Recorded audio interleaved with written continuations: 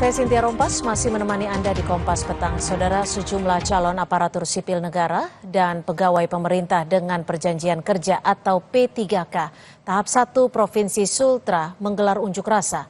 Masa menolak keputusan Kemenpan RB terkait penundaan pengangkatan calon ASN dan pegawai pemerintah dengan perjanjian kerja atau P3K tahap 1. Dalam aksinya, masa menggelar orasi dan membakar ban bekas di jalan depan MTQ Kendari.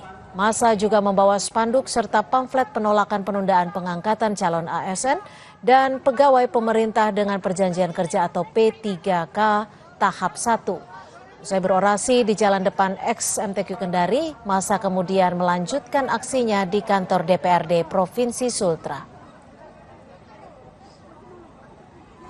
Keputusan penundaan pengangkatan P3K 2024. Kenapa? Karena kami yang bekerja di instansi pemerintahan sangat dirugikan. Kenapa dirugikan? Karena selama kurang lebih 1 tahun itu kami tidak mendapatkan gaji, tidak bisa bekerja secara intens. Soalnya kan mengerti sendiri toh bagaimana kita bekerja terus kita tidak digaji selama 1 tahun itu.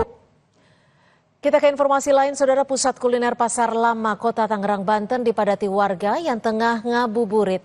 Pasar Lama masih menjadi pilihan warga lantaran tersedia beragam kuliner yang dapat memanjakan lidah.